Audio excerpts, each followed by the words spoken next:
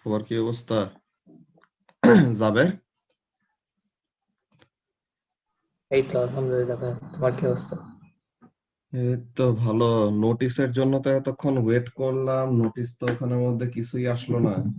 এমনি একটা টিচারের ট্রেনিং এর ওরকম গাইডলাইন ওয়ালা কতগুলি পাওয়া গেছে, কিন্তু বেসিক্যালি এই যে ফেব্রুয়ারির যেই বড় ডিটেলসটা আসার কথা ওই জিনিসটা কিছুই আসে না। এটা একটা টিচারের ট্রেনিং সেশনে আসছে এমন। এই যে তোমাদের মেসেঞ্জার গ্রুপে দিলাম, সেই জিনিসটা দিছে, কিন্তু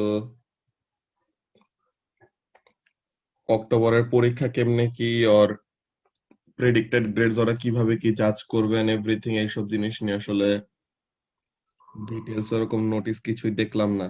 সো এনজেড ভাইয়াও বিজি ওই দিক দিয়ে, যে কালকে ভ্যাকসিন নিতে গেছে, তো এটা নিয়ে হলো স্টিল কোনো ডিসিশন আসে নাই আর কি, যে কিভাবে কি হবে না হবে। বুঝতে পারছো? এমনিতে তোমরা কি এই রেজিস্ট্রেশনের ওই গ্রুপের মধ্যে তো আছো? দাঁড়াও এক মিনিট।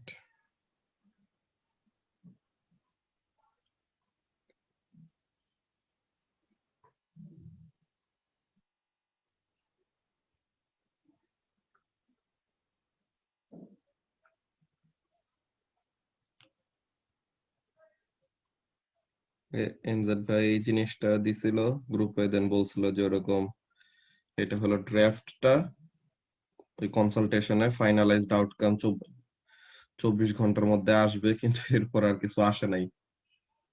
ওকে, সো ওই জিনিসটা দেখা যাক কি হয়। কিন্তু এইবার যেটা লাগতেছে যে প্রেডিক্টেড গ্রেডে আগের মতো যে লাস্ট ইয়ার যেমন এত ইজিলি সবে এরকম গ্রেড পেয়ে গেছে না, এই বছর ওরকম কাজটা করবে না। সো এই বছর কে কিভাবে কি ডিসিশন নিবা ওগুলা পরে দেখো।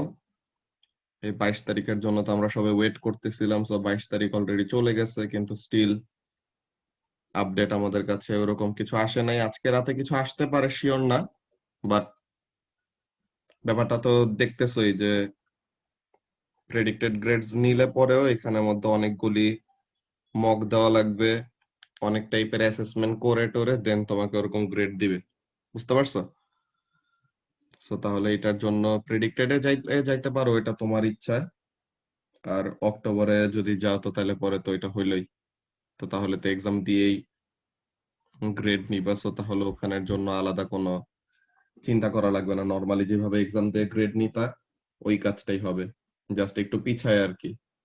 সো ওইটার জন্য অনেকজনই এমন টাইপের ডিসিশন নিছে, যে জেরিনের সাথে আমার কথা হয়েছিল, তো জেরিনের ডিসিশন হলো এরকম যে তোমাদের এএস এ কি দেওয়ার কথা, ফিজিক্সের 3টা ইউনিট, কেমিস্ট্রির 3টা ইউনিট আর ম্যাথের 4টা ইউনিট দেওয়ার কথা না যাবে, যে P1 P2 M1 S1 আর P1 P2 M1 এমন টাইপের।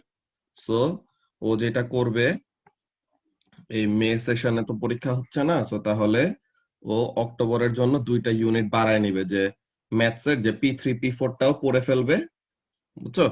যে ম্যাথসের P3 P4টা পড়ে ফেলবে, দেন ওইটা পরে পরীক্ষা দিয়ে দিবে এমন টাইপের।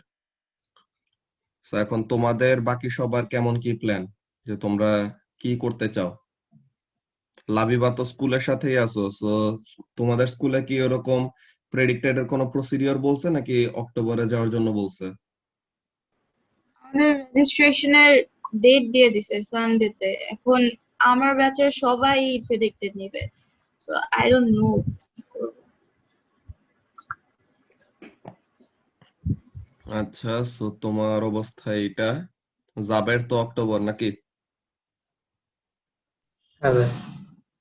আচ্ছা, এবার সামি? হ্যাঁ ভাই, আমি মনে হয় অক্টোবরে শিফট করবো। ওকে, সায়মা, রিক্তি? ভাই অক্টোবর দেখি P3 P4টাও নিব। আচ্ছা, দেখি ভাইয়া, অক্টোবরেই যাওয়ার ইচ্ছা। ওকে, সুপ্ত?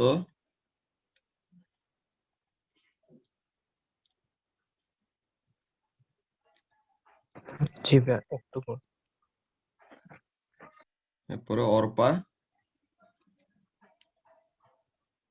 ভাইয়া শিওর না, আচ্ছা, হ্যাঁ, এখন আসলে বুঝতেছি না, কনফিউজড এখন। এখনো আনসার্টেনি একটা টাইম। তো এখন আরো 2-3 দিন একটু ওয়েট করে দেখতে হবে বেসিক্যালি যে কেমন কি হচ্ছে। ব্যাচের বাকি সবার ডিসিশনের উপর আসলে নিজের ডিসিশনে একটা ইফেক্ট চলে আসে, না চাইলেও ওরকম একটা ইফেক্ট চলে আসে যে ফ্রেন্ডরা কি করতেছে বা ব্যাচের বাকিরা কি করতেছে, ওইটা দেখলে পরে এমন একটা ব্যাপার চলে আসে, ওইটা কিছু করার নাই। এরপরে নাবিলা।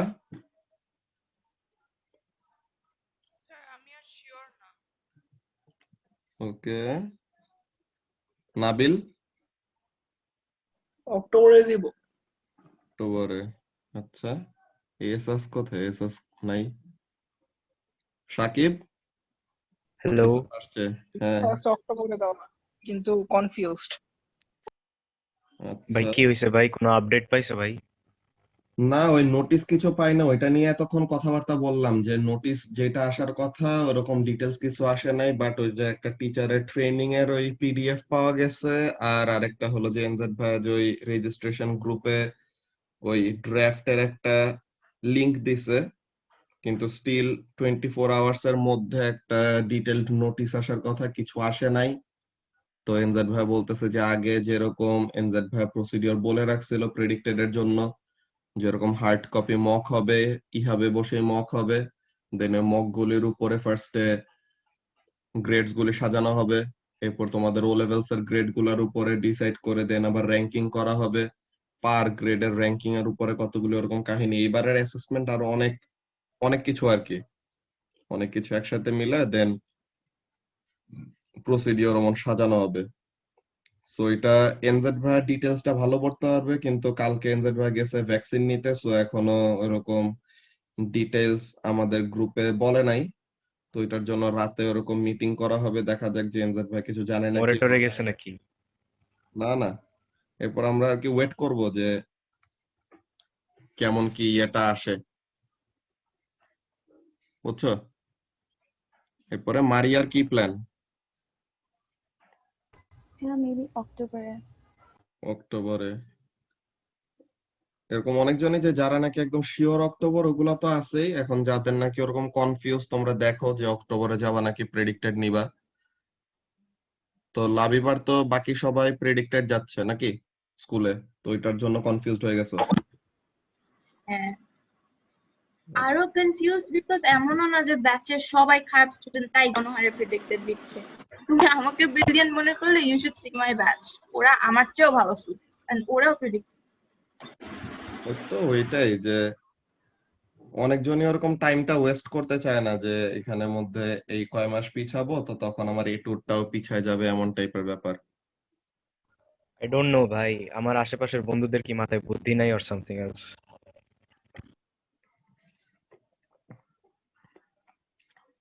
এইটা অনেকজনের ডিসিশন অনেক টাইপের হয়।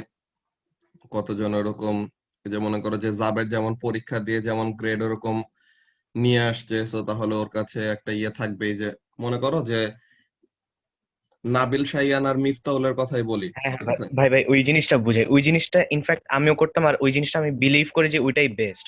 বাট দ্য থিং ইজ আমার ওই ক্যাপাবিলিটিটা নাই যে আমি এ লেভেলস পাশে রেখে আমি ও লেভেলসও দিব। হ্যাঁ, সো ওটা তো বোঝা উচিত না? তুমি বলো, এ লেভেলস যতটুকু হার্ড ছিল, মানে আমি আরো যদি ও লেভেলসও আনতাম, তাহলে ইউনিট ওয়ান আমি আজকে ভালো রেজাল্ট করতে পারতাম কিনা, এটাও তো একটা প্রবলেম ছিল, তাই না? ওইটাই আমি আর কি বলতেছিলাম যে ওই নাবিল শাইয়ান আর মিফতাউলের কথা। যে মনে করো যে নাবিল তো প্রেডিক্টেডে গেছে, হ্যাঁ, তো নাবিল প্রেডিক্টেডে গেছে, তো পাইছে কত 270, ঠিক আছে? ও যেখানে পুরো 300 এ 300 পাওয়ার মতো স্টুডেন্ট, বুঝছো? এরপরে মিফতাহুল এরকম সেম জায়গায় যে ও সেম টাইপের ক্যান্ডিডেট, কিন্তু ও চুজ করছে যে না ও অক্টোবরে যাবে। সো অক্টোবরে যে ও পাইছে 298। সো তখন যে ওরকম একটা ইয়ে আসছে যে আচ্ছা ঠিক আছে, তুমি প্রেডিক্টেডে গেলে পরে তুমি অ্যাকচুয়ালি যত ভালো করবা ভাবছিলা, ওর ম্যাক্সিমাম পসিবল গ্রেড যেটা ওইটা পাইছো, ঠিক আছে, কিন্তু মার্কস যখন নাকি এ লেভেলসে আসে, মার্কসটা অনেক বড় একটা ফ্যাক্টর। যে এ লেভেলসে জাস্ট গ্রেডসই না, এ লেভেলসে তো সাথে মার্কসটা আমাদের ক্যারি ফরওয়ার্ড হয় এ টুর জন্য, তাই না? ও লেভেলসে না জাস্ট মনে করো যে ডিরেক্টলি গ্রেড 9 পেয়ে গেছো, গ্রেড 8 পেয়ে গেছো, যা পাইছো তাই, তাই তো? কিন্তু A2 তে যে তোমার এএস এর মার্কসটা অ্যাড হয়ে দেন ফাইনালি তোমার এ লেভেলস এর গ্রেডটা হবে।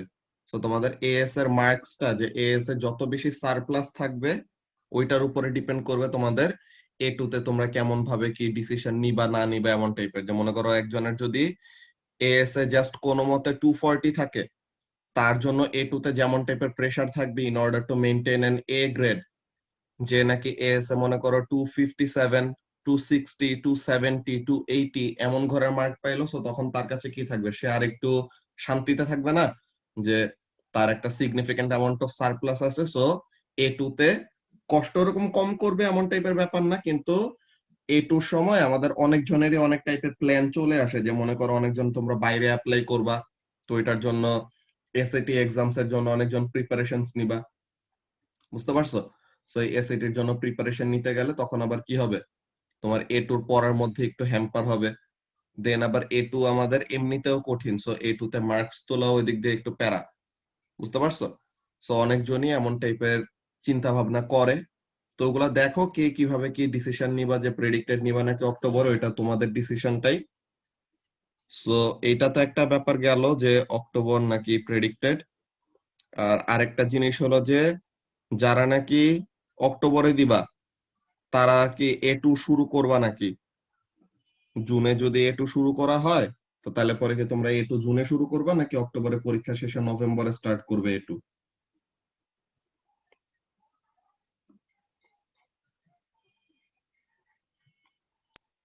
নভেম্বরে স্টার্ট করলে অনেক লেট হয়ে যায় না?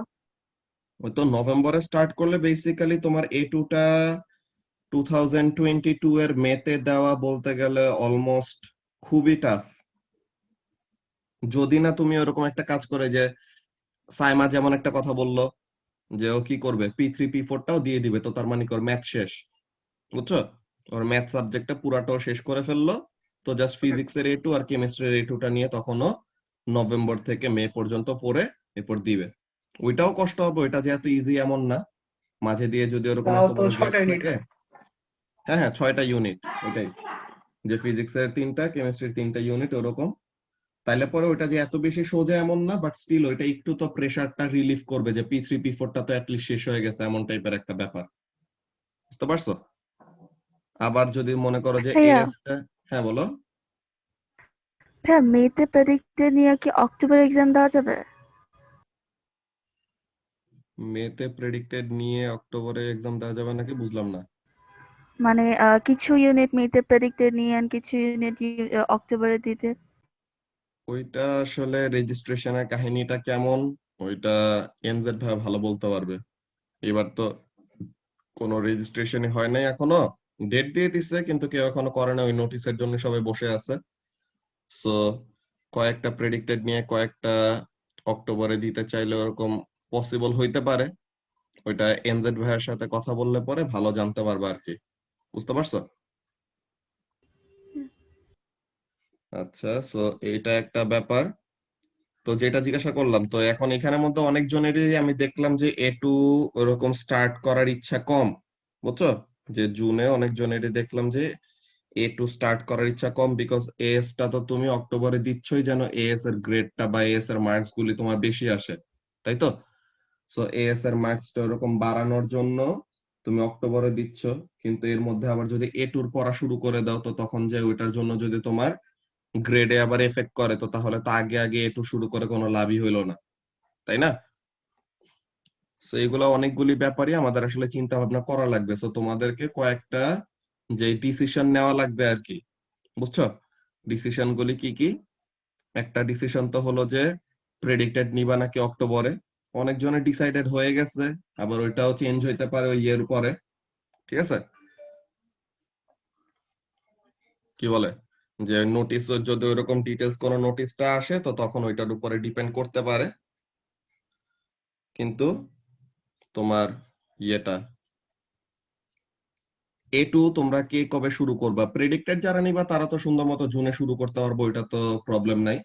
কিন্তু যারা নাকি প্রেডিক্টেড নিবা না, যে যারা নাকি অক্টোবরে যাইতে চাইতেছো, তোমরা জাস্ট বেসিক্যালি ব্যাপারটা দেখবা যে তোমরা অ্যাকচুয়ালি শুরু করবা নাকি না। দাঁড়াও, তোমাদেরকে আমি ও লেভেল স্টুডেন্টদের জন্য একটা ওরকম ড্রাফট বানাইছিলাম যে একটা সিনারিও কেমন কি হইতে পারে, যে কে কবে কোন পরীক্ষা দিলে কেমন কি আসতে পারে, ওই জিনিসটা দেখাই। 1 মিনিট, একটু স্ক্রিনটা শেয়ার করে নিই।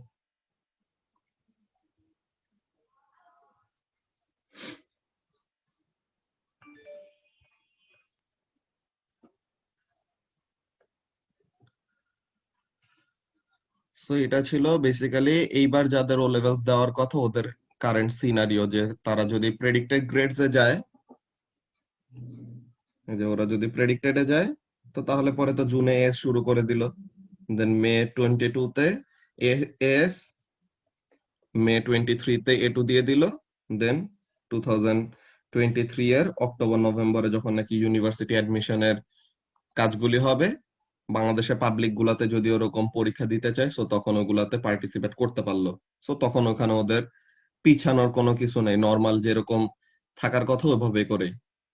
দেন যদি ওরা প্রেডিক্টেডে না যায়, যে এক্সাম দিবে নভেম্বরে কিন্তু ওরা এস শুরু করে দিল জুনে, সো তখন এই যে ফেব্রুয়ারি মার্চ এপ্রিল এখানে সময় মক এন্ড রিভিশন এসব চলবে, মে মান্থটা ভ্যাকেশন, দেন জুন জুলাই অগাস্ট এস করলো, যে ইউনিট 1টা শেষ করে রাখলো, দেন সেপ্টেম্বর অক্টোবর আইজিসিএস এর রিভিশন দিয়ে নভেম্বরে পরীক্ষা দিল, দেন আবার ডিসেম্বর থেকে এস রিজিউম করে মেতে ওরা এস টা দিল, দেন এরপরে ফাইনালি প্রেডিক্টেড নিলে পরে যেমন আসে অমন টাইপের প্রসিডিওর, যে 2023 তে যায় শেষ করতে পারবে।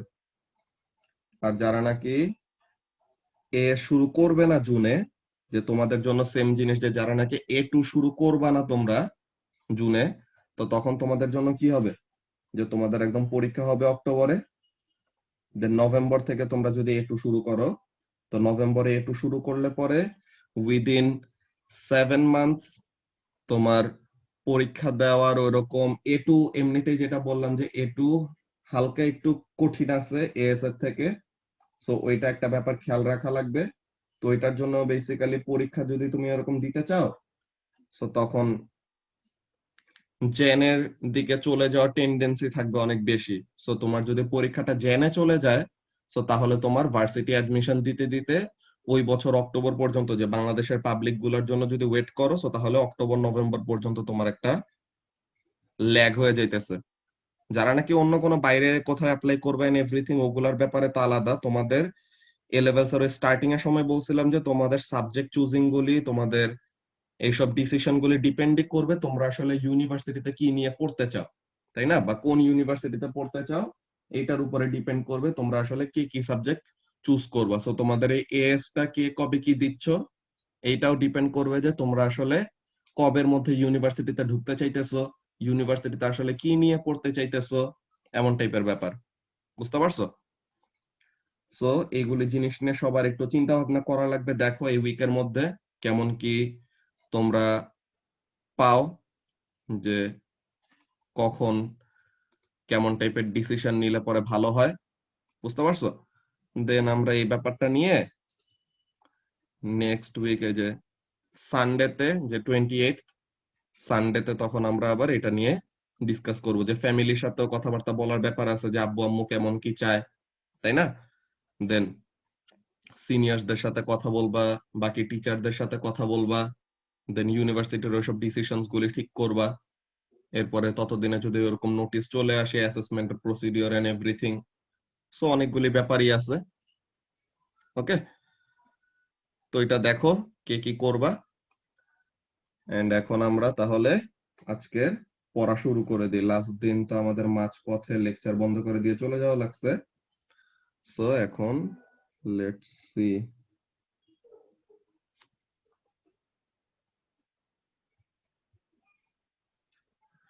ওকে, সো তাহলে আমরা গ্রিন হাউস ইফেক্ট নিয়ে কথা বলতেছিলাম। হ্যাঁ, যে গ্রিন হাউস ইফেক্ট কি জিনিস এই ব্যাপারটা জিজ্ঞাসা করছিলাম। তো তখন আমি একটা কথা বলছিলাম যে ফোটন নামের একটা টার্ম আমাদের জানতে হবে। ফোটন কি জিনিস?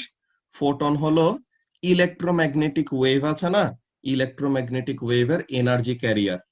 আমরা একটা ব্যাপার তোমাদের মনে থাকার কথা, আমরা এএস এও পড়ছি, ও লেভেলস এও পড়ছি, যে there are 4 fundamental types of forces, তাই না জাবের?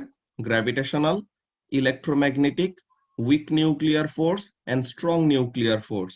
এই যে আমাদের ফোর্স গুলি আছে, এই ফোর্স গুলি যে এক্সার্ট হয় এন্ড এভরিথিং, এটা আমাদের অ্যাকচুয়ালি ডিপেন্ড করে একটা জিনিসের উপর, এটাকে বলা হয় এক্সচেঞ্জ পার্টিকেল অর বোসন। ঠিক আছে, এক্সচেঞ্জ পার্টিকেল অর বোসন। তো এইসব জিনিসগুলি আমরা পার্টিকেল ফিজিক্সে আরো ডিটেইলসে পড়বো, যে এইসব বোসন কি জিনিস, এক্সচেঞ্জ পার্টিকেল কি জিনিস, এইসব গুলো জিনিস আমরা আরো ডিটেইলসে পড়বো, ওগুলি ব্যাপার তো আছে। সো এখন আমি যে কথাটা বলতেছিলাম, ফার্স্ট অফ অল খেয়াল করো যে এগুলা কি, ফোটন হলো ইলেকট্রোম্যাগনেটিক ওয়েভের এনার্জি ক্যারিয়ার। তারা কি করবে, ইলেকট্রোম্যাগনেটিক ওয়েভের এনার্জি এক জায়গা থেকে আরেক জায়গায় ট্রান্সফার করে। এন্ড তাদের এনার্জিটা কিসের উপর ডিপেন্ড করে? The energy of photons depend upon the frequency. যে ফ্রিকোয়েন্সি অফ দ্য ওয়েভ যত বেশি, এনার্জি তত বেশি, ফ্রিকোয়েন্সি যত কম, এনার্জি তত কম। ওকে, আচ্ছা, তো এমন টাইপের ব্যাপার। তো এখন আমরা গ্রিন হাউস কিভাবে কাজ করে এটা নিয়ে কোয়েশ্চেন জিজ্ঞাসা করছিলাম, যে how does a green house work. তো এখানের মধ্যে তোমাদের অ্যান্সার, কনসেপ্ট ঠিক আছে যে কি হয়, সানলাইটটা ওর সানের থেকে হিট ওয়েভটা এন্টার করতে পারে ঠিকই, এই গ্লাসের ভিতর দিয়ে পেনিট্রেট করতে পারে ঠিকই, কিন্তু ভিতরে ঢুকার পরে আর এটা কি করতে পারে না, it can not go outside the green house. So এখন এই ব্যাপারটা কেন, এই জিনিসটা ছিল question. So first of all এখানে খেয়াল করো, সান, ওকে, সানের এনার্জি কি, সানের এনার্জি বেশি, তাই তো, sun has a more energy content than earth. তো তাহলে সান যে ফোটন রিলিজ করবে, ওকে, যে সান যে ইলেকট্রোম্যাগনেটিক ওয়েভ রিলিজ করবে, ওই ইলেকট্রোম্যাগনেটিক ওয়েভের এনার্জি কি হবে, বেশি হবে না জাবের? হ্যাঁ হ্যাঁ। তো তাহলে সান যেই ইনফ্রারেড রিলিজ করলো, এই ইনফ্রারেডের এনার্জি হলো বেশি, তো তার মানে এই ইনফ্রারেডের ফ্রিকোয়েন্সি বেশি, তো তার মানে এই ইনফ্রারেডের ওয়েভলেন্থ হলো কম, মানে শর্ট ওয়েভলেন্থ ইনফ্রারেড। বুঝতে পারতেছো কি বললাম, যে সান হলো হাই এনার্জি ওয়ালা একটা সোর্স, তো তাহলে তার যেই ইলেকট্রোম্যাগনেটিক ওয়েভটা রিলিজ করবে ওইটার কি হবে, ফ্রিকোয়েন্সি থাকবে বেশি, তো তার মানে তার ওয়েভলেন্থের ভ্যালু থাকবে কম, তো তাহলে short wavelength infrared, short wavelength infrared. এখন আমরা একটা ব্যাপার ও লেভেলসে থাকতে সময় বলছিলাম, যে কোন ওয়েভের পেনিট্রেটিং পাওয়ার বেশি হবে, যার ওয়েভলেন্থ যত ছোট তার পেনিট্রেটিং পাওয়ার তত বেশি। ওকে, যে ওয়েভলেন্থ যত ছোট হয় সে তত ভালো কি করতে পারে, পেনিট্রেট করতে পারে। সো এখন কি হয়, এই শর্ট ওয়েভলেন্থ ইনফ্রারেড সুন্দর মতো এই গ্লাসের ভিতর দিয়ে পেনিট্রেট করে it can enter through the glass. ঠিক আছে, ভিতরে ঢুকলো, ভালো কথা। দেন এখন এই গ্লাসের ভিতর ঢুকার পর গ্লাসের ভিতরে যে গাছপালা গুলি আছে, গ্লাসের ভিতরে যেসব ম্যাটেরিয়াল গুলি আছে, তারা এই ইনফ্রারেডটাকে অ্যাবজর্ব করে আবার কি করে, তারা এটাকে আবার রিরেডিয়েট করে, তারা এটাকে আবার কি করবে, রিলিজ করে দিবে। যদি এরকম রিলিজ না করতো তাহলে কি হইতো, সানলাইট শুধু আমাদের আর্থে আসতেই আছে, সানলাইট যদি আমরা ছেড়ে না দিতাম, তো তাহলে পরে তো আর্থ তো কয়েকদিনের মধ্যেই এত বেশি হাই টেম্পারেচার একটা গ্লোব হয়ে যেত। তো আমরা আসলে কি করি, সানের থেকে হিটটা আসে, আমাদের কাজে ওইসব আমরা ইউজ করে দেন আবার এটাকে কি করে দেয়, রিলিজ করে দেয়, ওটা স্পেসে চলে যায়, দেন আবার সানলাইট আসে, দেন আবার চলে যায়, এমন টাইপের হইতে থাকে। বুঝতে পারছো? তো এখন দেখো এই যে কি হইলো, আর্থের এখানে এসে বা গ্রিন হাউসের ভিতরে এসে, আর গ্রিন হাউসের ভিতরে কোন ওয়েভটা ঢুকতে পারছে, যাবে শর্ট ওয়েভলেন্থ ইনফ্রারেডটা ঢুকতে পারছে। এখন গ্রিন হাউস থেকে যেই ইনফ্রারেডটা আবার আমরা রিলিজ করব, যে রিরেডিয়েট করব, ওই ইনফ্রারেডের এনার্জি কি সানের রেসপেক্টে কম হবে না? তো তাহলে এই যে ইনফ্রারেডটা আমরা আবার রিরেডিয়েট করতেছি, তো এই ইনফ্রারেডের এনার্জি হলো কম, তো এই ইনফ্রারেডের ওয়েভলেন্থ কি বলে, ফ্রিকোয়েন্সিও কি হবে, কম হবে, তো তার মানে ওয়েভলেন্থটা কি হয়ে যাবে, লম্বা হয়ে যাবে না? তো এটা কি হয়ে গেল, the short wavelength infrared got converted to long wavelength infrared। এগুলা কতগুলি ভিজিবল লাইটের জন্য হয়, এগুলা যখন বড় হবা তখন আরো শিখবা। সো এখন এখানের মধ্যে কাজটাকে, এটা কি হচ্ছে, this became long wavelength infrared। আচ্ছা, সো এখন ওয়েভলেন্থ যদি বড় হয়ে যায় তো তাহলে কি তার পেনিট্রেটিং ক্যাপাবিলিটি কমে যাবে না? তো তাহলে যেই ইনফ্রারেডটা গ্লাসটার ভিতর দিয়ে পেনিট্রেট করে আসতে পারছে সে এখন আর কি করতে পারতেছে না, ওইটাই যখন নাকি আমাদের এনার্জিটা আবার রিরেডিয়েট করব তখন সে আর কি করতে পারবে না, it won't be able to go out of the green house. কেন? বিকজ এই গ্লাসটার ভিতরে সে এখন কি হয়ে গেছে, ট্র্যাপ হয়ে গেছে। ট্র্যাপ হয়ে যাওয়ার রিজনটা কি? বিকজ ওয়েভলেন্থটা বড় হয়ে গেছে। তো এই কাজটাই হয়। এখন গ্রিন হাউস এইভাবে কাজ করে, তো আমরা কথাটা কি বলি, আমরা গ্লোবাল ওয়ার্মিং এর জন্য মেইনলি কালপ্রিট বলি যে গ্রিন হাউস ইফেক্ট। আমাদের আর্থ তো আর এরকম পুরাটা গ্লাস দিয়ে এরকম ঢাকা না, ঢাকা আমাদের আর্থ একদম পুরো ওপেন। তো এখন তাহলে আর্থের মধ্যে কি সমস্যা, আর্থ কিভাবে করে এরকম হিট গুলাকে ট্র্যাপ করে রাখে? এইখানের মধ্যে আসে আমাদের কথাগুলা যে greenhouse gases. Greenhouse gases এর এক্সাম্পলস গুলি কি? Carbon dioxide, carbon monoxide. Carbon monoxide খুবই অল্প অ্যামাউন্ট, ওইসব আসলে যাই আসে না আমাদের। Carbon dioxide, methane, then water vapour. ঠিক আছে, এগুলি কি? এগুলো হলো অনেক very prominent greenhouse gases. What do they do? এটা তো আমরা কি দেখাইলাম, এটা তো আমরা দেখাইলাম একটা গ্রিন হাউস দিয়ে। এখন এই গ্রিন হাউসের জায়গায় গ্রিন হাউসটাকে রিমুভ করে দেই। গ্রিন হাউসের জায়গায় suppose this is our earth. So এই গ্রিন হাউসের জায়গায় এটা হলো আমাদের বেসিক্যালি আর্থ। সো এখন আর্থের এখানে কি করতে পারতেছে, আর্থের অ্যাটমসফিয়ার আছে না, আর্থের অ্যাটমসফিয়ারটাকে, এই যে আর্থের অ্যাটমসফিয়ারটাকে পেনিট্রেট করে সুন্দর মতো কি করতে পারছে, সানের ইনফ্রারেডটা এন্টার করতে পারছে। এখন যখন নাকি বের হইতে নিবে, যে এই ইনফ্রারেডটা যখন নাকি আর্থ রিরেডিয়েট করে এটাকে স্পেসের দিকে ছেড়ে দিতে নিবে, তখন কি অ্যাটমসফিয়ারে আমাদের গ্রিন হাউস গ্যাসগুলি আছে না, যাবে। তো তখন কি করবে, অ্যাটমসফিয়ারের এই গ্রিন হাউস গ্যাসগুলি এই লং ওয়েভলেন্থ ইনফ্রারেড গুলাকে ট্র্যাপ করে ফেলে। এই লং ওয়েভলেন্থ ইনফ্রারেড গুলাকে ট্র্যাপ করে ফেলে দেখে এগুলা কি করতে পারে না, তারা এসকেপ করতে পারে না। সো তাহলে আর্থে আগে এনার্জি যত ছিল এখন এনার্জি কি হলো, একটু বেড়ে গেল না হিট এনার্জির অ্যামাউন্টটা? বিকজ সান থেকে হিটটা আসছিল, ওইটা চলে যাওয়ার কথা কিন্তু যাইতে পারে নাই। সো তার মানে আর্থ কি করলো, একটা সার্টেন অ্যামাউন্ট অফ এনার্জি নতুন জমাইলো। দেন এরকম নতুন করে এনার্জি জমাইতে জমাইতে জমাইতে জমাইতে ইভেন্চুয়ালি কি হবে, the overall temperature of the globe, যে আর্থের ওভারঅল টেম্পারেচার কি হবে, বেড়ে যাবে। বুঝতে পারছো? সো এইটা হলো আমাদের মেইন কাজ। তো সবার কি বোঝা গেছে যে গ্রিন হাউস ইফেক্টের ব্যাপারটা কিভাবে কি কাজ করে? এটা পুরাটাই আমাদের ডিপেন্ড করে কি ওয়েভলেন্থের চেঞ্জের উপরে। বুঝতে পারছো? সো এমন ভাবে কাজ করে। এন্ড তোমাদের তো ইনফ্রারেড এন্ড এগুলার অ্যাবজর্পশনের ব্যাপারটা তো কেমিস্ট্রিতে পড়ার কথা, কেমিস্ট্রিতে তোমরা এখন পড়তেছো না? যাবে ইউনিট 2 তে এটা আছে না যে ইনফ্রারেড ফুটপ্রিন্ট, যে কতগুলি ওরকম অর্গানিক কম্পাউন্ডের কোন কোন বন্ড আছে। হ্যাঁ, আইআর স্পেকট্রা। হ্যাঁ, আইআর স্পেকট্রোমেট্রি, ওই জিনিসটার মধ্যে ওরকম বের করা যায় যে এরকম আমাদের কয়েকটা সিগনেচার, কতগুলো এরকম পিক থাকে। দেন সিগনেচার পিক গুলি বাদে, যে ফিঙ্গারপ্রিন্ট, এই পিক গুলি বাদে বাকি এক্সট্রা কোনো যদি ওরকম পিক পাওয়া যায় তখন আমরা বুঝতে পারি যে এত থেকে এত ওয়েভলেন্থের মধ্যে পিকটা ডেভেলপ করছে। তো তার মানে এখানে এমন টাইপের বন্ড আছে, যে কার্বন অক্সিজেন ডাবল বন্ড আছে, কার্বন কার্বন ডাবল বন্ড আছে, ওর কার্বন অক্সিজেন সিঙ্গেল বন্ড আছে। এটা ডিপেন্ড করে যে কোন ইনফ্রারেডটাকে সে অ্যাবজর্ব করতেছে। সো এরকম প্রত্যেকটা এরকম স্পেসিফিক বন্ড গুলার কি থাকে, এক একটা স্পেসিফিক ওয়েভলেন্থ থাকে যেগুলি প্রেফারেবল, যে ও এই ওয়েভলেন্থ গুলাকে অ্যাবজর্ব করতে পছন্দ করে, আর এই ওয়েভলেন্থ গুলাকে অ্যাবজর্ব করতে পারে।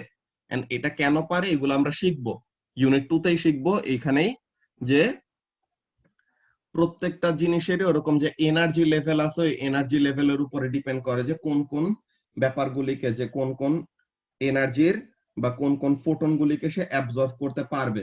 বুঝতে পারছো? সো এইসব জিনিস যেগুলো তোমরা কেমিস্ট্রিতে পড়ছো ওগুলোর অ্যাকচুয়াল এক্সপ্লেনেশন, যে কোনটা কেন কি হচ্ছে, এগুলো আমাদের ফিজিক্সের এইসব পড়লে পরে আরো ক্লিয়ার হয়ে যাওয়া উচিত। বুঝতে পারছো? সো এইসব জিনিসগুলো প্রত্যেকটা আমরা ডিটেলসে পড়বো। সো সবার কি এই ফোটনের মেইন কনসেপ্টটা, ফোটন কি করে, ইলেকট্রোম্যাগনেটিক ওয়েভের এনার্জি ক্যারি করে। তার এনার্জিটা কিসের উপর ডিপেন্ড করে? It depends on the frequency of the wave. Frequency যত বেশি এনার্জি তত বেশি, ফ্রিকোয়েন্সি যত কম এনার্জি তত কম। So what does that mean? এটার মানে হলো আমাদের ইলেকট্রোম্যাগনেটিক স্পেকট্রামটা কেমন? Radio wave, microwave, infrared, visible light, ultraviolet, X ray, gamma ray, তাই তো?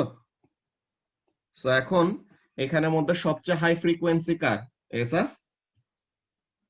রেডিও না, গামা গামা গামা গামা একদম পুরো বট। হচ্ছে লংগেস্ট ওয়েভলেন্থ। হ্যাঁ, কি গামার লংগেস্ট ওয়েভলেন্থ? আরে রেডিও আচ্ছা, ফ্রিকোয়েন্সি হচ্ছে গামা। সো গামার হলো ফ্রিকোয়েন্সি সবচেয়ে বেশি, ওয়েভলেন্থ সবচেয়ে শর্ট। ওকে, সো তার মানে এই যে আমাদের ইলেকট্রোম্যাগনেটিক ওয়েভ গুলি আছে, তো এদের মধ্যে সবচেয়ে হাই এনার্জি ফোটন, ঠিক আছে, সবচেয়ে হাই এনার্জি ফোটন কার হবে? যার ফ্রিকোয়েন্সি সবচেয়ে বেশি তার। তো তার মানে গামা ওয়েভের বা গামা রেডিয়েশনের ফোটনের এনার্জি কি? সবচেয়ে বেশি।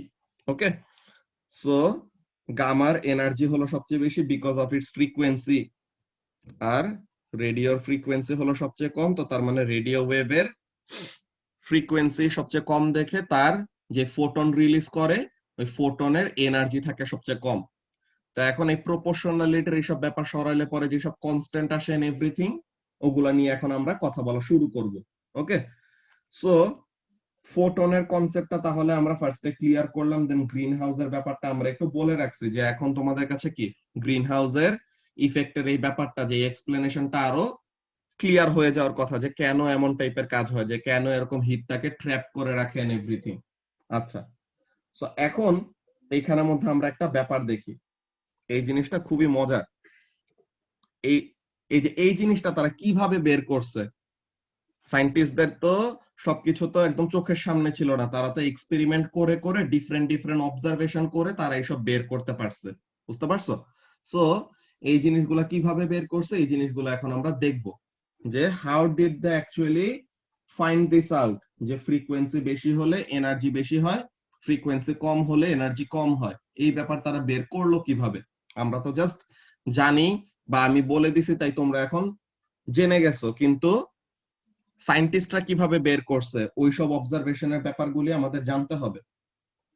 সো লাস্ট দিন একটা জিনিসের কথা বলতেছিলাম, যে গোল্ড লিফ, কি এসাস চিনো নাকি এই নাম?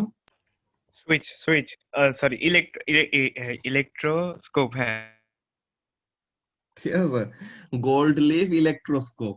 সো এখন এখানের মধ্যে কাজটা কি? এখানের মধ্যে এটার কাজ হলো ইট ক্যান ডিটারমাইন যে কোনো একটা অবজেক্টের চার্জ আছে নাকি না, এটাই এই জিনিসটাকে কি করতে পারে? বের করতে পারে। How does it work? Gold leaf ইলেকট্রোস্কোপের ব্যাপারটা কিভাবে কাজ করে, সরি,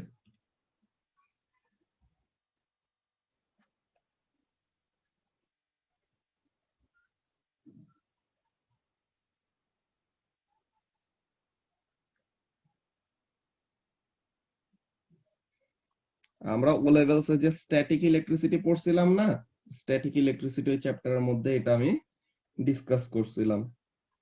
সো এখন এখানের মধ্যে দেখো গোল্ড লিফ ইলেকট্রোস্কোপের ওয়ার্কিং প্রসিডিওরটা আমরা আরেকবার একটু বলবো, তাহলে যেন তোমরা সায়েন্টিস্টদের ওই অবজারভেশনটা অ্যাকচুয়াল সিগনিফিকেন্স বুঝতে পারো, যে এটা কেন কি হচ্ছে না হচ্ছে। আচ্ছা, সো এখন এখানের মধ্যে খেয়াল করো কাজটা কি হয়। ফার্স্ট অফ অল এটা হলো সাইডে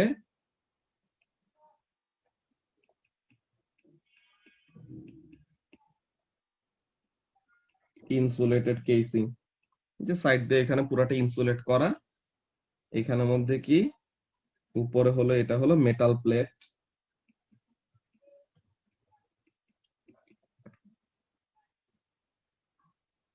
এই যে জাস্ট একটা সাদা একটা যে লাইন ড্র করে, এটা হলো গোল্ড লিফ,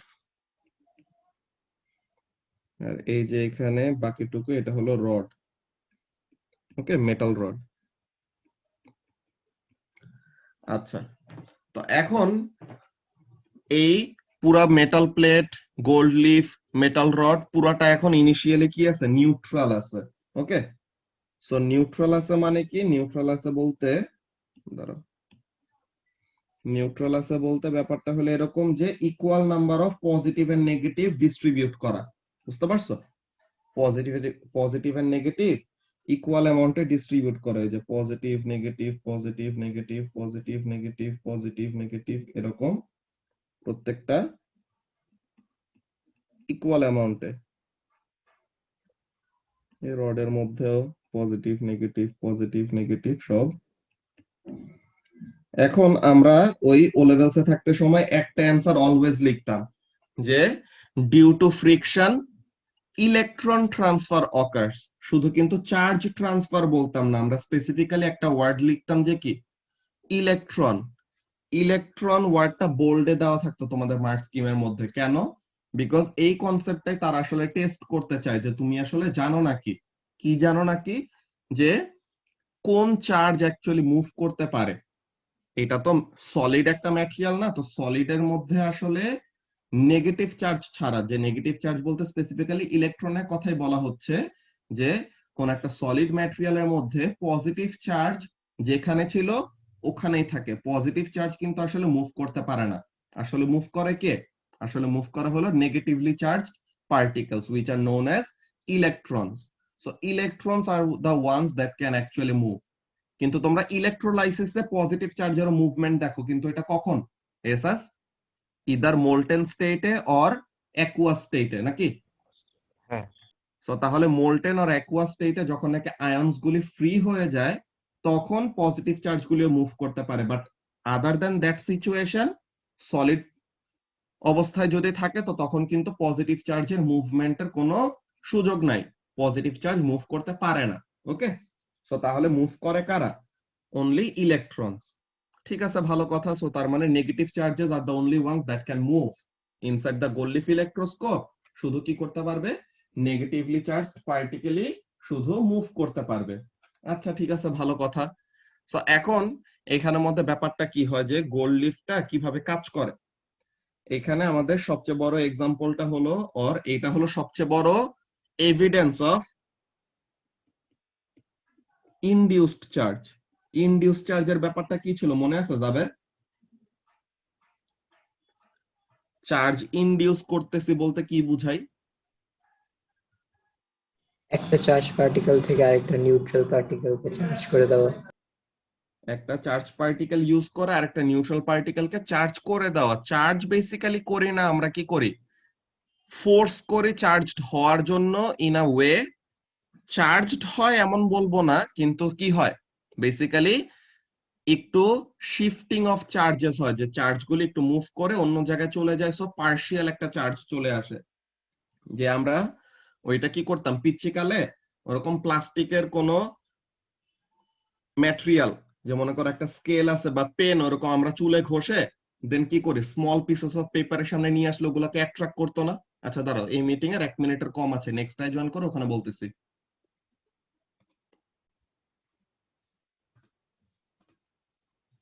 আমরা একটু 1 মিনিট ওয়েট করে বাকিরা জয়েন করে নিক। হ্যাঁ,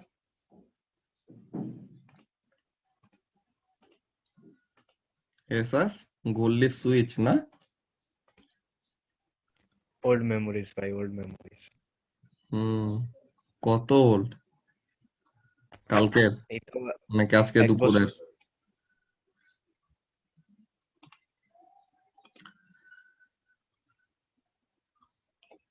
ওকে, সো তাহলে আমরা আবার আস্তে আস্তে স্টার্ট করি। সো যেই কথাটা বলতেছিলাম, ও লেভেলসে থাকতে সময় তোমরা এই জিনিসটা পড়ছো অলরেডি, যে কোন একটা চার্জড রড আমরা যদি কি করি এরকম স্মল পিসেস অফ পেপারের কাছে যদি নিয়ে আসি, হ্যাঁ, স্মল পিসেস অফ পেপার, তারা তো চার্জড না, তারা তো এরকম equal amount of positive negative আছে তাদের মধ্যে। সো এখন আমি কি করলাম, কোন একটা নেগেটিভ চার্জ একটা রড নিয়ে আসলাম, মনে করো নেগেটিভ পজিটিভ ডাজন্ট ম্যাটার, যেই রডই নিয়ে আসি it will get attracted to it. How? এই যে আমি একটা নেগেটিভলি চার্জ একটা রড নিয়ে আসলাম, what will happen? Positive charges inside the paper, তারা তো আর মুভ করতে পারবে না, রাইট? সো তাহলে positive charges inside the paper, তারা যেই পজিশনে ছিল ওখানেই থাকবে, কিন্তু negative charges that are inside the paper, তারা কি করবে? আমার এই নেগেটিভলি চার্জড রডের কাছে ইলেকট্রনস গুলি অ্যাট্রাক্টেড হবে নাকি রিপেলড হবে? পেপারের ইলেকট্রন গুলি রিপেলড হবে, বিকজ সেম চার্জেস রিপেল, যে নেগেটিভ নেগেটিভ তো, সো তাহলে তারা কি করবে, রিপেলড হয়ে যাবে, এন্ড রিপেল হয়ে they will move away. Alright, so তাহলে রিপেল হয়ে কি করবে, the electrons inside the pieces of paper তারা এরকম দূরে সরে যাবে। সো তখন কি, একটা সাইড পার্শিয়ালি পজিটিভ আর একটা সাইড পার্শিয়ালি নেগেটিভ হয়ে গেল না, যে এই যে ইলেকট্রনগুলি, এই যে ইলেকট্রনগুলি কি করবে, একটু রিপেল হয়ে একটু দূরে সরে গেল। সো এক সাইডে there is concentration of negative charge, এক সাইডে there is concentration of positive charge। So তার মানে ওখানের মধ্যে কি হলো, পার্শিয়ালি একটা চার্জ চলে আসলো না স্মল পিসেস অফ পেপার গুলার মধ্যে। সো এখন কি হবে, those pieces of paper will be attracted towards the charged rod। So এই জিনিসটাকে আমরা কি বলতাম, ইনডিউসড চার্জ বলতাম। ঠিক আছে, এই জিনিসটাকে আমরা কি বলতাম, ইনডিউসড চার্জ। এই ইনডিউসড চার্জের ব্যাপারে কি কারো কোনো কনফিউশন আছে? মারিয়া, ইনডিউসড চার্জের ব্যাপার মনে আছে না, ও লেভেলসে যেটা পড়ছিলাম এন্ড মাত্র যেটা দেখাইলাম? ওকে, কারো কি কোনো কনফিউশন আছে যে এই ইনডিউসড চার্জের ব্যাপারটা কিভাবে হয়, কোন চার্জ মুভ করে এন্ড কেন ইনডিউসড চার্জটা ক্রিয়েট হয়?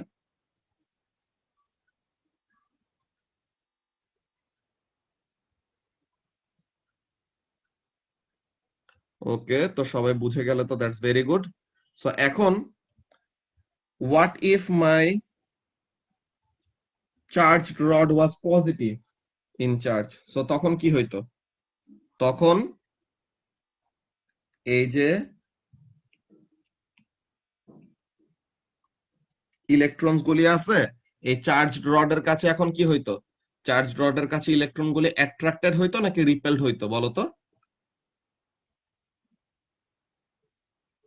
রডটা হলো পজিটিভলি চার্জ, তো তাহলে পেপারের ভিতরে যেসব ইলেকট্রন গুলি আছে ওই ইলেকট্রন গুলি কি হইতো, অ্যাট্রাক্টেড হইতো না? সো ইলেকট্রন গুলি অ্যাট্রাক্টেড হয়ে কি করতো, ইলেকট্রনস গুলি অ্যাট্রাক্টেড হয়ে they would have moved towards the, এই যে ইলেকট্রনস গুলি একটু আগে তো দূরে সরে গেছিল, এখন কি করবে, ইলেকট্রনস গুলি উল্টা এখন অ্যাট্রাক্টেড হয়ে টুয়ার্ডস দ্য রড চলে আসতো। পজিটিভ চার্জ গুলি যেখানে ছিল ওখানেই থাকবে, ভিতরের যেই মোবাইল যেসব ইলেকট্রন গুলি আছে, যে ইলেকট্রন গুলি ফ্রিলি ওরকম মুভ করতে পারে, ওই ইলেকট্রন গুলি কি করবে, those electrons will move towards the charged rod. So তখন ওই চার্জড রডের কাছে কি হয়, অ্যাট্রাক্টেড হয়। তো ব্যাপারটা কি সবার কাছে বোঝা গেছে যে আমাদের ইনডিউস চার্জের ব্যাপারটা কিভাবে কাজ করে? এই জিনিসটা যদি বোঝা হয়ে যায়, সো এখন আমরা গোল্ড লিফ ইলেকট্রোস্কোপের এক্সপ্লেনেশন এন্ড এইটা দিয়ে অ্যাকচুয়ালি সায়েন্টিস্টরা কিভাবে কি বের করছে ওই জিনিসটা নিয়ে কথা বলবো। আচ্ছা, সো এখন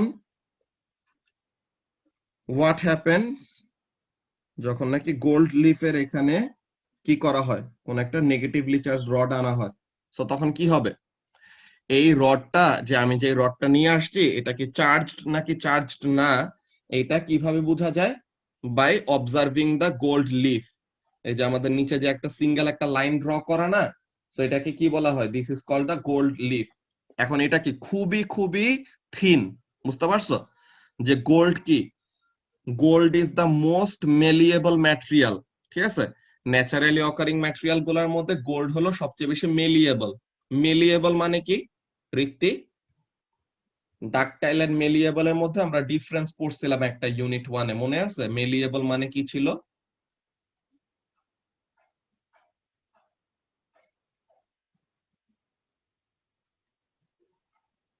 ডাকটাইল এন্ড মেলিয়েবল এর মধ্যে ডিফারেন্স কি এটা বলো? দোনোটাই তো লার্জ প্লাস্টিক ডিফরমেশন দেখায়, তাই না? তোমার ম্যালিয়েবলে হচ্ছে কম্প্রেসিভ ফোর্সটা এক্সিলেন্ট, করে, আর ডাকটাইলে হচ্ছে টেনসাইল। ওই যে টেনসাইলটা। হ্যাঁ, ইয়েস, ভেরি গুড। সো তাহলে কম্প্রেসিভ ফোর্স আর কম্প্রেসিভ স্ট্রেস এর আন্ডারে সে কি করে, অনেক লার্জ একটা প্লাস্টিক ডিফরমেশন দেখায়। সো তার মানে কি তাকে হ্যামারিং করে করে অনেক চ্যাপ্টা বানায় ফেলা যায়, বুঝতে পারছো? সো তাহলে একদম থিন পিস অফ গোল্ড তুমি নিয়ে ওইটাকে হ্যামারিং করে করে কি করতে পারবা, অনেক থিন একটা শীট অফ গোল্ড বানাইতে পারবা। সো ওইটা দিয়ে কি করা হয়েছে, গোল্ড লিফটা বানানো হয়েছে। What is the purpose of this gold leaf? Gold লিফটা এমন ভাবে কাজ করে, দেখো এই যে আমি একটা নেগেটিভলি চার্জ রড নিয়ে আসলাম, হোয়াট উইল হ্যাপেন?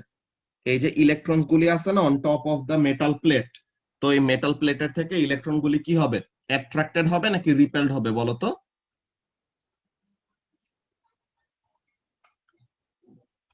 রডের কাছে এই মেটাল প্লেটের ইলেকট্রন গুলি কি হবে? যাবে, অ্যাট্রাক্টেড হবে নাকি রিপেলড হবে?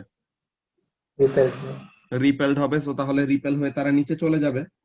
সো তাহলে এরকম রিপেল হয়ে কি করতেছে? The electrons of the metal plate are getting repelled and going below. So electron গুলো এরকম নিচে চলে যাচ্ছে। সো তার মানে কি, নিচে অ্যারো গুলো এইভাবে না দিয়ে নিচে আমরা একটা এমন করি, কি জিনিস,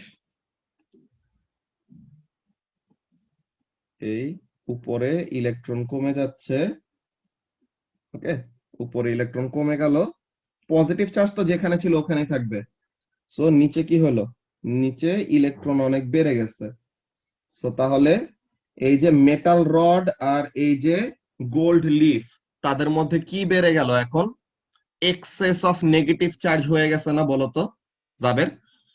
তো এই মেটাল রড আর এই গোল্ড লিফটা কি হয়ে গেছে? এক্সেস নেগেটিভ চার্জ হয়ে গেছে। সো তাহলে এখন তাদের দুজনের চার্জ কি? নেগেটিভ।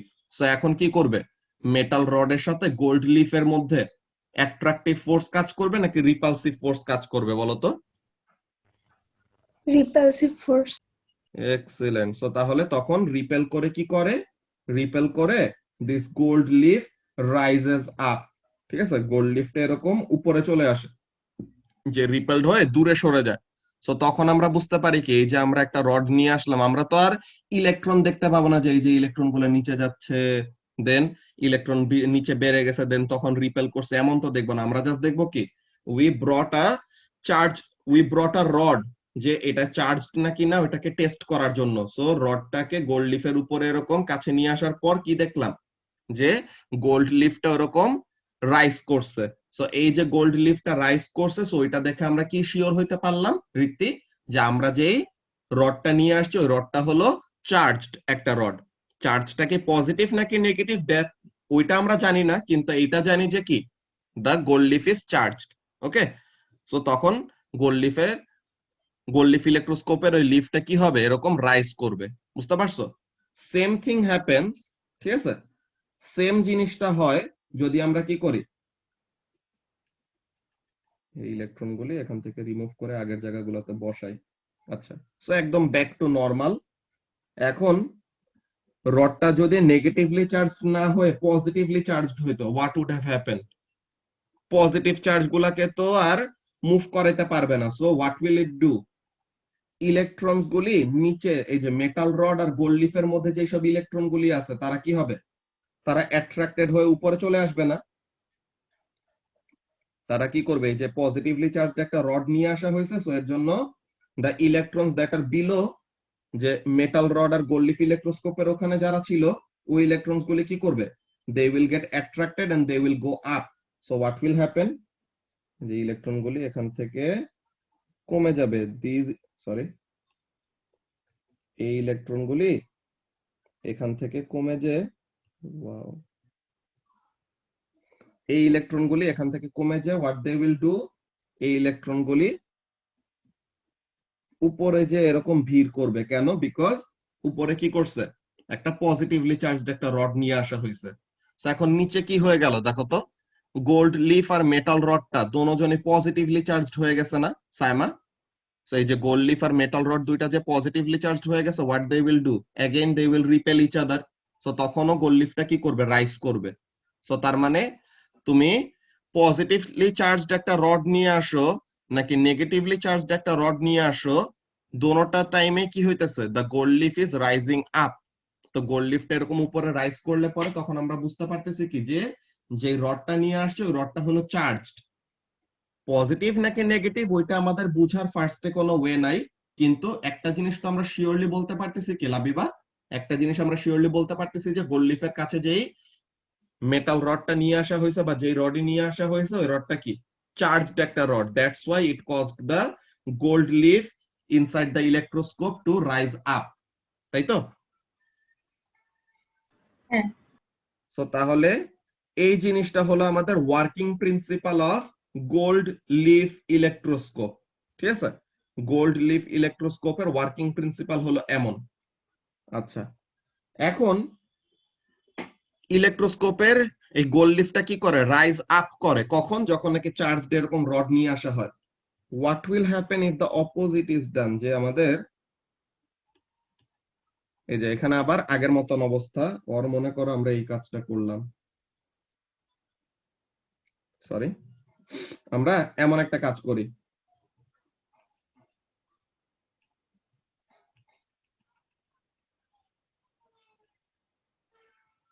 Okay let's see. তো এখন গোল্ড লিফটাকে আমরা আবার চার্জড বানাবো, দেন এটাকে আর্দিং করে ফেলবো। হোয়াট উই উইল ডু, আমরা এই যে ইলেকট্রনস গুলি আছে, ইলেকট্রনস গুলোকে এসকেপ করার একটা রাস্তা বানায় দিব। তখন কি হবে, গোল্ড লিফটটা পার্মানেন্টলি চার্জ থাকবে। সো ওইসবের টাইমে কাহিনী কেমন কি হয়, ওই ব্যাপারগুলি আমরা দেখি। ওকে, সো ফার্স্টে, আচ্ছা দাঁড়াও একটু পরে এখন আজান দিয়ে দিবে। সো আমরা একটা কাজ করি যে 6টা 10-এ, ঠিক আছে, আমরা 6টা 10-এ ক্লাসটা রিজিউম করব, দেন ওখানের মধ্যে আমরা স্টুডেন্ট বুকের পড়াটা শুরু করি। সো গোল্ড লিফের মেইনলি ওয়ার্কিং প্রিন্সিপালটা তো সবার বোঝা গেছে নাকি? কারো কি কোনো কনফিউশন আছে? এসাস, নাবিল? না ভাই ভাই ওকে, ঠিক আছে। সো তাহলে আমরা 6টা 10-এ ক্লাসটা রিজিউম করব, তখন আমরা স্টুডেন্ট বুকের থেকে এই গোল্ড লিফের রিলেটেড যে অবজারভেশনের কাজটার কথা বলতেছিলাম বারবার, ওই জিনিসটা নিয়ে কথা বলবো, ঠিক আছে? সো 6টা 10-এ ক্লাস রিজিউম হবে।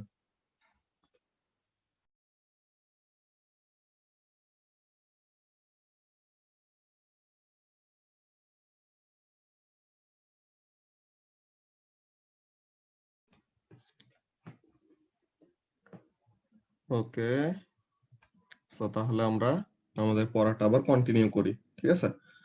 সো যেই কথাটা বলতেছিলাম যে গোল্ড লিফ দিয়ে আমরা কি করতে পারি, গোল্ড লিফ দিয়ে উই ক্যান অ্যাকচুয়ালি ডিটারমাইন যে কোন একটা পার্টিকেল চার্জড নাকি না, ঠিক আছে? সো তখন এরকম চার্জড হইলে পরে গোল্ড লিফটা কি করে, এরকম রাইজ করে।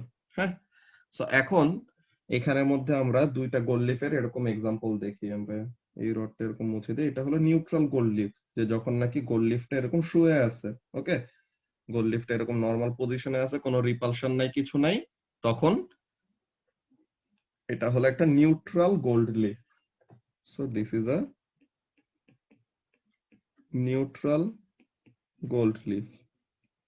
ওকে, এখন আমরা এরকম দুইটা আলাদা আলাদা দেখে, মাত্র আমরা ডায়াগ্রাম গুলি দেখছি, আমরা আরেকবার জাস্ট ডায়াগ্রাম গুলি এঁকে নিচ্ছি যে positively charged gold leaf electroscope আর negatively charge gold leaf electroscope দেখতে কেমন হয়। এটা হলো নিউট্রাল পজিশনটা, যে যখন চার্জগুলি ইকুয়ালি ডিস্ট্রিবিউটেড, তো তাহলে গোল্ড লিফটা কি থাকে, এরকম শুয়ে থাকে, যে মেটাল রডের কাছে থাকে, রিপালশন নাই আর কি তাদের মধ্যে, এমন টাইপের ব্যাপার। এখন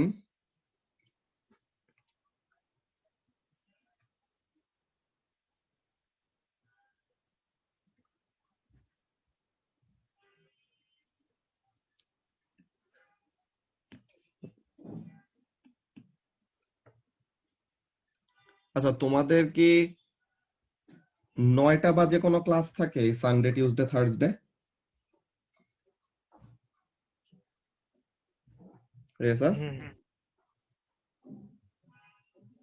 থাকে? হ্যাঁ, কি ক্লাস? P1 P2 S1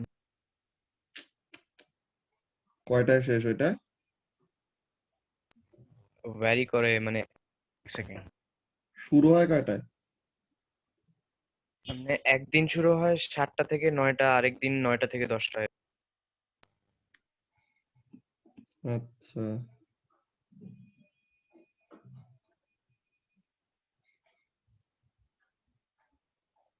আর বাকিদের? আমারও সেম এসের মতো রাতে 7টা থেকে 9টা পর্যন্ত P1 P2 হয় মানডেতে, আর টুইসডেতে তোমার S1 হয় রাতে 9টা থেকে 10টা পর্যন্ত। টিউসডেতে 9টা থেকে 10টা, তাই তো? আচ্ছা,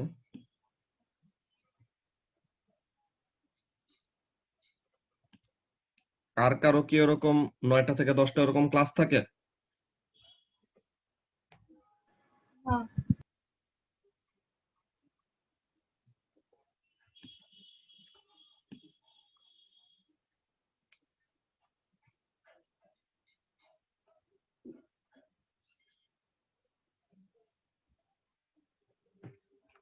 আমার এই ক্লাসটা বুঝছো নেক্সট মান্থে যে অর্ধেক মাস আমার একটু টাইমিংটা চেঞ্জ করতে হইতে পারে, এটার জন্য একটা প্রবলেম হয়ে গেছে বুঝছো। তো ওই জিনিসটা নিয়ে কথা বলবো একটু পরে।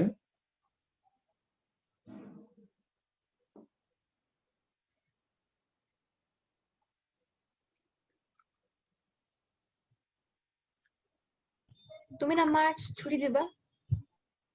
ওই তো এটা দিব নাকি ওই জিনিসটাই দেখতেছি যে এখানের মধ্যে কি করব, ভাই ভাই ভাই আমাদের মক আছে ভাই।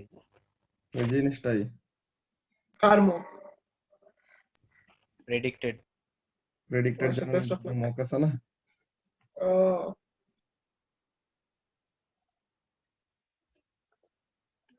ওকে, অক্টোবরের জন্য ছুটি দাও।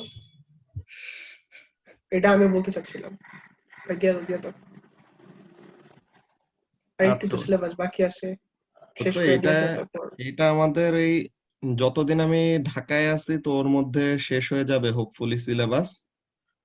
ভাই ভাই বাদ দাও না, মেতে দাও না একটু মনে করো। ওই তো ওইটা তো একলা যাবি তোমাদের নাকি ওইটা তোরা তো আমার আছে, ছাড়া? ওইটা দেখতেছে, এটা নিয়ে এর জন্য কথা বলবো আর কি, ডিসকাস করবো যে কিভাবে কি করা যায় বুঝছো। তো ওই জিনিসটাই দেখতেছি, এটা নিয়ে টেনশন করো না, সবকিছুই ঠিক মতনই হবে।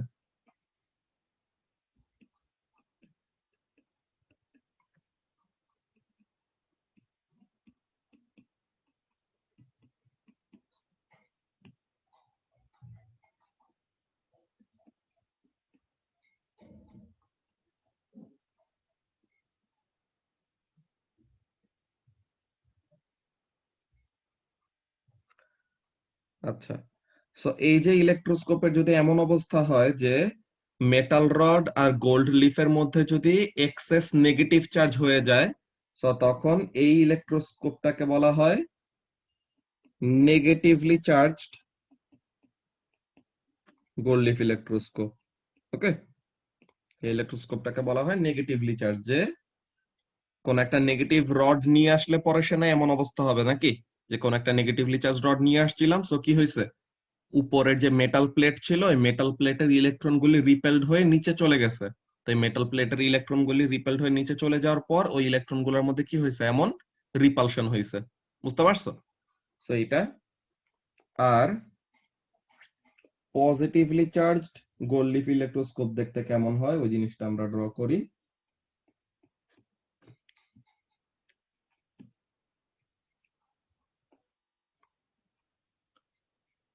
পজিটিভলি চার্জ গোল্ড লিফ ইলেকট্রোস্কোপের অবস্থা হলো এরকম।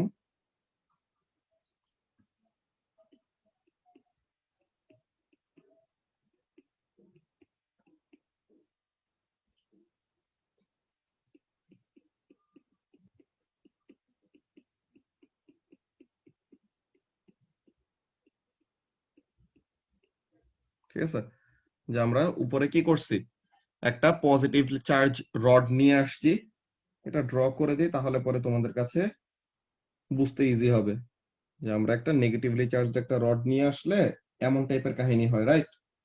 যে একটা নেগেটিভলি চার্জড একটা রড নিয়ে আসছি, সো কি হইতেছে ইলেকট্রনস গুলি এরকম রিপেলড হয়ে নিচে চলে গেল। সো এই যে ইলেকট্রন গুলি রিপেলড হয়ে যে নিচে চলে গেছে, তো এর জন্য কি হয়েছে গোল্ড লিফটা রাইজ করছে। তো এর জন্য এটাকে আমরা কি বলি negatively charged gold leaf electroscope. R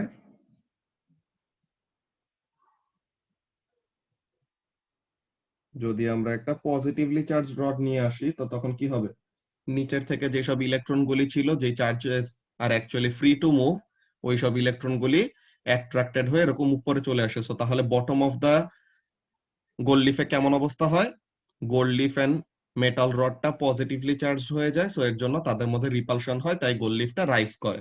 in both the cases the gold leaf is rising, but দুইটা ডিফারেন্ট ডিফারেন্ট টাইপ অফ চার্জের জন্য। এই ব্যাপারগুলো আমরা একটু আগেও যে নামাজ ব্রেকের আগেও এইসব জিনিসগুলো দেখে আসছিলাম। এখন খুবই ইন্টারেস্টিং একটা অবজারভেশন হয়েছে, বুঝছো? কেমন টাইপের অবজারভেশন, গোল্ড লিফ এরকম দোনোটা গোল্ড লিফই নেওয়া হয়েছে, ঠিক আছে এসাস দুইটা এরকম গোল্ড লিফ নেওয়া হয়েছে, একটা নেগেটিভলি চার্জড একটা পজিটিভলি চার্জড। ওকে, সো একটা negatively charge gold leaf electroscope একটা positively charge gold leaf electroscope দুইটা নেওয়া হইলো। এখন একটা মজার কাজ হচ্ছে কি, আমরা এই গোল্ড লিফ গুলার উপরে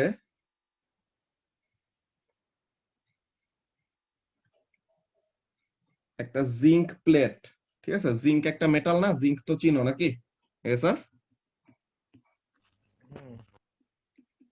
তো এই গোল্ড লিফটার উপরে কি করা হয়েছে, একটা জিঙ্ক প্লেট বসানো হয়েছে, এটার মধ্যেও সেম। রডটা মুছে দেই।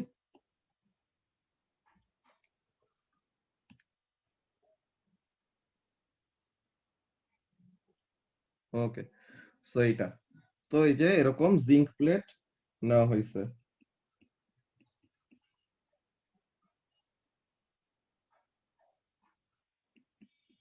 তো এখন আমরা কি করলাম, ইউভি ল্যাম্প, ঠিক আছে,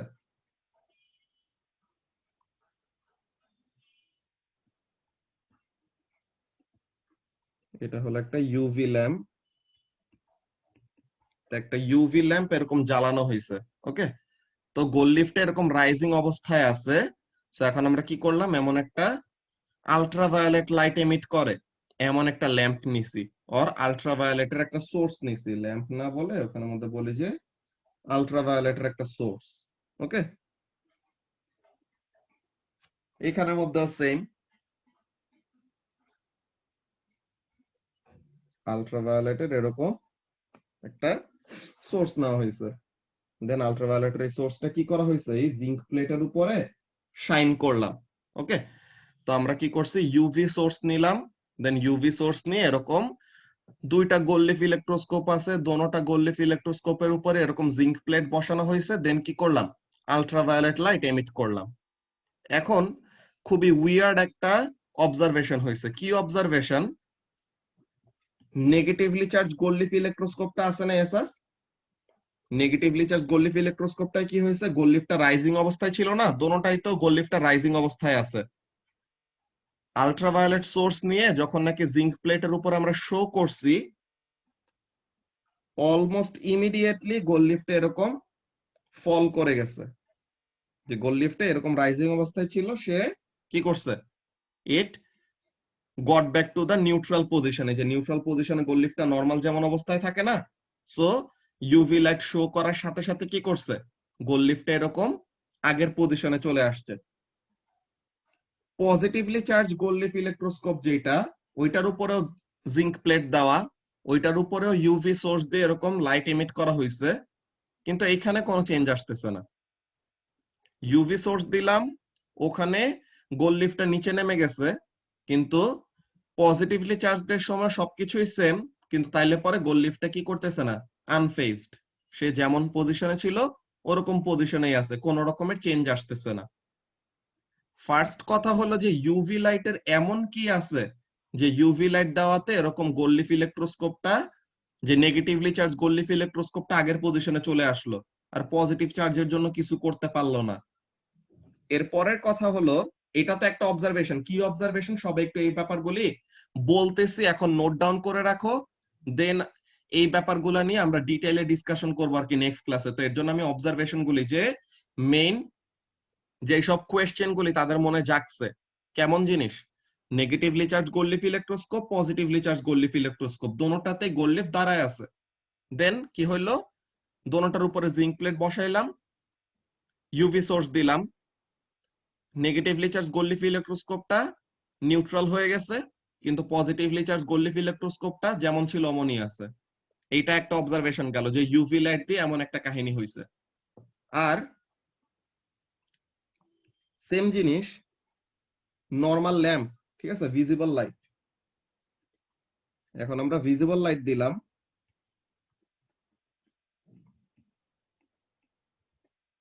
ওখানেও ভিজিবল লাইট, দোনোটা জায়গাতেই এখন ভিজিবল লাইট, যেমন মনে করো নরমাল ল্যাম্প এমন দিছি। এখন ভিজিবল লাইট দিলে পরে দেখতেছি যে কোনো চেঞ্জ নাই, ভিজিবল লাইট শো করলাম, এখন কি নেগেটিভলি চার্জ গোল্ড লিফ ইলেকট্রোস্কোপটাও unfazed, positively charge gold leaf ইলেকট্রোস্কোপটাও আনফেজড। সো ভিজিবল লাইট দিয়ে আমরা কোনো চেঞ্জ দেখলাম না, কিন্তু ইউভি দেওয়াতে নেগেটিভলি চার্জ গোল্ড লিফ ইলেকট্রোস্কোপটা নিউট্রাল হয়ে গেছে, কিন্তু পজিটিভলি চার্জ গোল্ড লিফ ইলেকট্রোস্কোপটা যেমনই ছিল অমনই আছে। এরপরে এক্স রে সোর্স নিছে,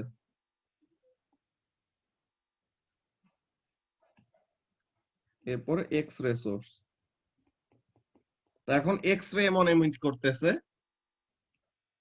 নেগেটিভলি চার্জ গোল্ড লিফ ইলেকট্রোস্কোপটা নিউট্রাল হয়ে গেছে, পজিটিভলি চার্জ গোল্ড লিফ ইলেকট্রোস্কোপটা যেমন ছিল অমনই আছে। এরপরে গামা রেডিয়েশন, গামা, গামার জন্য same, negatively charge gold leaf ইলেকট্রোস্কোপটা নিউট্রাল হয়ে গেছে, কিন্তু পজিটিভলি চার্জ গোল্ড লিফ ইলেকট্রোস্কোপটা যেমন ছিল অমনই আছে। সো এমন টাইপের উইয়ার্ড কতগুলি অবজারভেশন করার পর তারা এটা নিয়ে তখন চিন্তা করা শুরু করছে, আচ্ছা এখানে হইতেছেটা কি। ঠিক আছে, এমন এমন কতগুলি তারা অবজারভেশন করে তারা প্রথমে কোয়েশ্চেন গুলি সেট আপ করছে। সো কোয়েশ্চেন গুলি বা অবজারভেশন গুলি ফার্স্টে আমরা একটু এখানে মধ্যে নোট ডাউন করি। অবজারভেশন গুলি কি কি? অবজারভেশন গুলি হলো এরকম, ফার্স্টে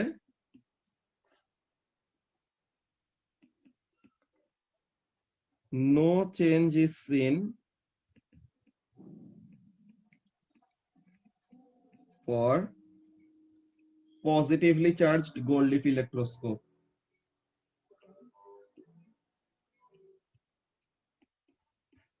ঠিক আছে, যে গোল্ড লিফ ইলেকট্রোস্কোপ যেটা পজিটিভলি চার্জড ওইটার জন্য কোনো চেঞ্জ নাই, কখনোই নাই, যেই রেডিয়েশন ইউজ করি না কেন।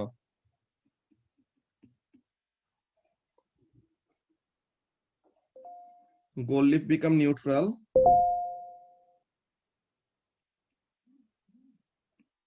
becomes neutral or gold leaf falls down লিখলে ভালো হয়, gold leaf falls when UV, X-ray and gamma are used but no change when visible light, infrared, microwave and radio wave are used.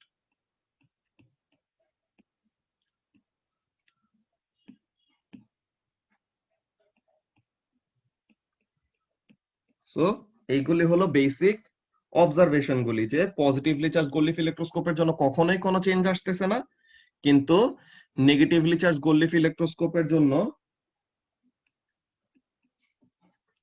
Negatively charge gold leaf ইলেকট্রোস্কোপের জন্য UV দিয়ে, X ray দিয়ে, gamma দিয়ে neutral বানাইতে পারতেছি, কিন্তু visible light, infrared, microwave, radio wave ওদেরকে দিয়ে কোন রকমের চেঞ্জ আনতে পারতেছি না। সো এইটার এক্সপ্লেনেশনটা কি? এই যে তারা এমন কতগুলি এক্সপেরিমেন্টাল অবজারভেশন করলো, সো এখন এটার এক্সপ্লেনেশনটা কি? এইটাই হলো আইনস্টাইনের নোবেল উইনিং ইন্টারপ্রিটেশন।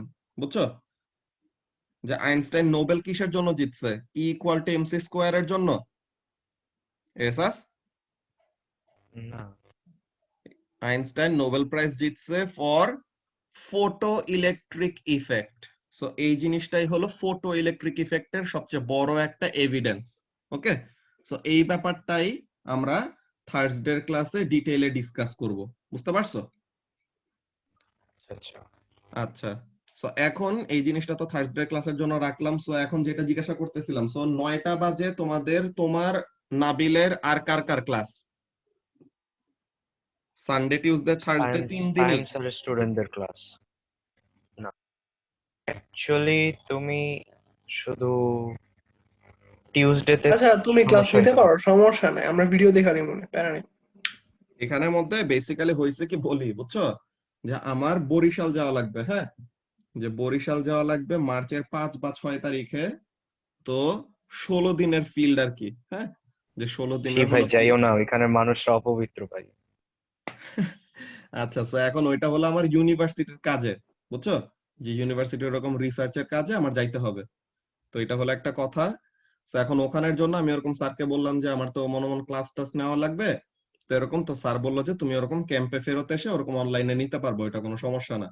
কিন্তু ফিল্ড শেষ করে মনে করো ক্যাম্পে আসতে আসতে বলা হয়েছে যে 5টা 5:30টার মধ্যে চলে আসবো, বাট ইট ক্যান টেক যে 6টা বেজে যাইতে পারে বা 6:30 বেজে যাইতে পারে। সো ওইরকম টাইপের রিস্ক নিয়ে তোমাদের ক্লাস কবে নিতেছি নমন টাইপের একটা রিস্কের মধ্যে না নিয়ে আমি চাইতেছি যে তোমরা যদি 9টা বাজে ক্লাসটা করতে পারো ফর দোজ 15 ডেজ, সো তাহলে পরে তখন আমি ওই টাইমে ক্লাসটা নিয়ে দেন আবার পরে we can get back to normal routine.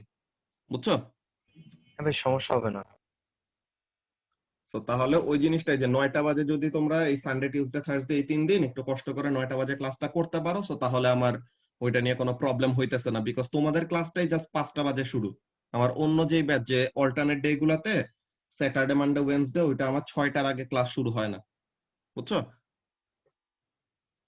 আচ্ছা, তো তাহলে তোমাদের এইটাই ফার্স্ট অফ অল আমি তো সিলেবাসটা শেষ করব।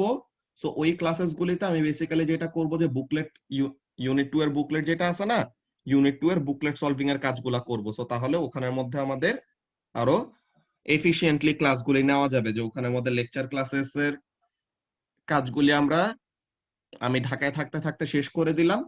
বুঝতে পারছো? যে ফ্রাইডের যে ক্লাসটা আছে, ফ্রাইডের ক্লাসটাতে আমরা এরকম ইউনিট 2 এর লেকচার দিব। সো তখন ফাইনালি আমরা ইউনিট 2 এর যেসব বুকলেটের কোয়েশ্চেন্স গুলি আছে ওইসব নিয়ে আমরা করতে পারবো, কি বলে, যে এই কয়দিন আমি বরিশালে থাকবো ওখানে থেকে তোমাদেরকে বুকলেটের সলভিং ক্লাসটা করাইলাম। বুঝতে পারছো? সো তাহলে পরে তোমাদের কোয়েশ্চেন পেপার গুলি আমার নিজে থেকে দেখানো হয়ে যাবে।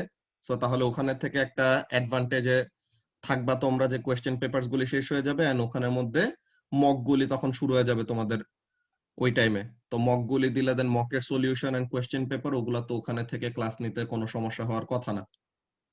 বুঝতে পারছো এসাস? ভাই আর বাকি কারো তো কোনো প্রবলেম নাই 9টা বাজে ক্লাস করা নিয়ে, লাবিবা? না। ওকে, থ্যাংক ইউ।